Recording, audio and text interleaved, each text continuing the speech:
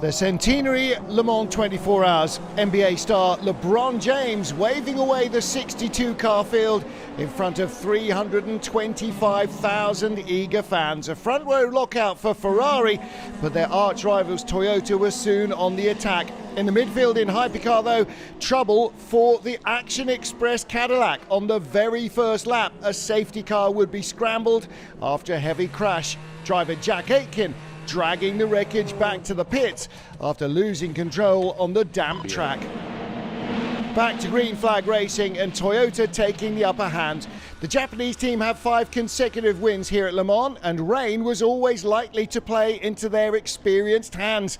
Sebastian Bourdais in the number 3 Cadillac, one of a number of cars caught out by a heavy downpour in the first couple of hours. More safety car running, and the track just too wet for real speed as all the new hypercars from Ferrari, from Cadillac, from Peugeot and from Porsche battled for supremacy. Before the line. As the safety car pulled in once more, Peugeot was left with a 1-2 order. Their return to Le Mans, a scene where they have won in 2 previous eras. The French cars had real pace. Despite the odd look with no rear wing, their ground effect was working well on the track as Porsche's privateer and factory teams battled. And then disaster. Yiffy Yi in the Hertz Team Jota car, building up a 10-second advantage, crashed heavily, ironically, in the Porsche curves. He was only a kilometre or 2 from the pit lane and managed to drag the wreckage back, but the run of the first Porsche in private hands had taken a backward pace. Into the night-time, Alessandro Pierguidi taking over the lead Ferrari from teammate Antonio Giovinazzi, battling with Toyota number 7, using all their experience to match their new rivals. There was drama for the 75 car from Porsche Penske Motorsport. Mathieu Jaminet stopping at the trackside and having to do a full reset to get the car to move once more. Roger Penske not thrilled.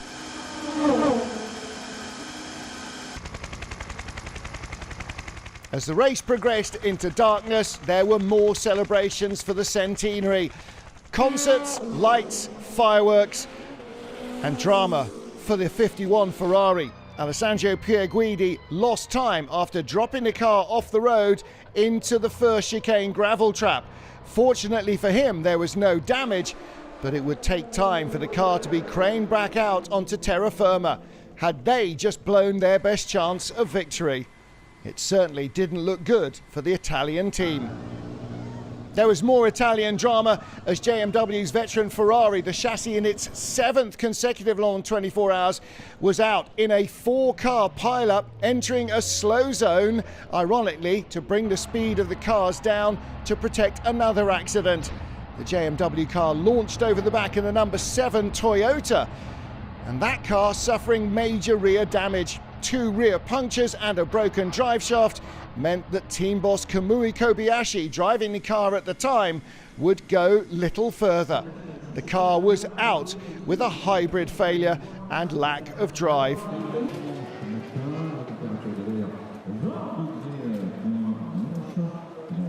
Peugeot had looked strong throughout free practice and they had good race pace here at their home event.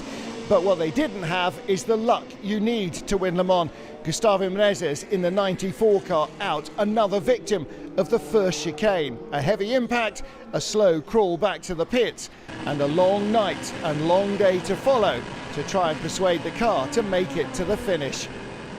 In these conditions, the tiniest of errors can be brutally punished.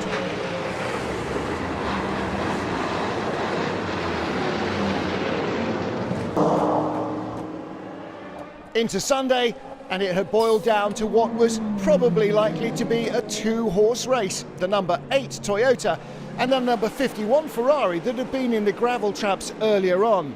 The leaders were on the same strategy, a change of nose for Toyota to try and address a front-end balance problem.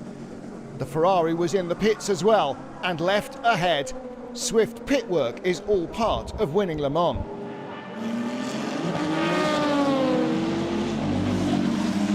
It's not all about Hypercar. It's the new class, it's the top category battling for overall victory, but there are two other categories, prototypes in the LMP2 class and road-going supercars in the GTE Am class. A Pro-Am competition that battles the likes of Porsche, Ferrari and Aston Martin head-to-head. Pink Iron Dames Porsche and Project One's Rexy with a T-Rex livery inspired by driver PJ Hyatt's kids battling for a podium spot as keenly fought as the race at the front of the field. Jim Glickenhaus's team had pace but not much luck either. This, the 708 car, one of many to fall victim at Indianapolis, running out the curbs and onto the gravel trap, being spat across the road and into the barriers. More long work from the team to continue in the race would ensue. But by the checkered flag, both Glickenhaus's cars made it to the finish. Lunchtime, and the 51 Ferrari was still battling for supremacy with the number 8 Toyota. Alessandro Pierguidi once more taking the car on board, but it refused to start. A panicked few moments as he worked through a complete electronic reset. The Toyota moved by in the pit lane, and finally, to the relief of the team, the Ferrari would start. Toyota once more had the lead, but Giovanardi was on the attack, and within a couple of laps he was making a bold pass around the outside to retake the advantage. There was little to choose in terms of passion or speed between these two rivals. Hollywood star Michael Fassbender's race ended, like so many before him, hard in the wall at the Porsche curves. The Irish-German film star had been trying to avoid running wide and exceeding track limits, but lifting off while turning hard merely spat him across the road, into the wall and into retirement. The car made it back to the pits, but would go no further. And would that be the deal for the number 8 Toyota? High drama as the car battling for supremacy in the hands of Ryo Hirakawa spun at Arnage. Was there a major problem? The Ferrari team held their breath. The car was back underway, but not before the replay showed it was driver error. Hirakawa had lost the loose rear end of the car and clattered the barriers. Reaction down the pit lane was intense. Ferrari Formula One star Charles Leclerc on hand.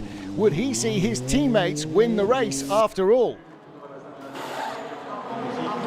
The number 8 car made a quick pit stop, a new nose and tail section bolted on, and he was back on his way. But the leader now had a 3-minute advantage on a lap that takes a little over 3.5 minutes. The Toyota's chance of victory now rested firmly in the hands of Lady Luck and not the team themselves. As the clock wound down towards 4 in the afternoon, the traditional finishing time, there was nothing those in the garages could do but wait. And finally it came. 50 years after their last start as a factory team in the centenary race, 9-time winner Tom Kristensen waved the checkered flag for the 51 Ferrari. Ferrari winners at Le Mans for the first time in more than half a century. Their jubilation untold. Tiny Polish team Inter Europol claimed a surprise victory in LMP2, while the 33 Corvette of American Ben Keating claimed the 11th victory at La Sarthe for the American manufacturer in GTE Am. History had been made at the centenary Le Mans. On their return to top-flight racing at the 24-hour Classic, Ferrari had taken the biggest prize in endurance racing, and the fans flooded in to join their moment of success. Fabio Scherer, with a broken foot after it was run over in a pit stop by the Corvette, helped Inter Europol to the podium, but the headlines will all be about Ferrari, Le Mans and the centenary. A classic end to a brutally tough race in France, and Ferrari once more write the headlines at La Sarthe.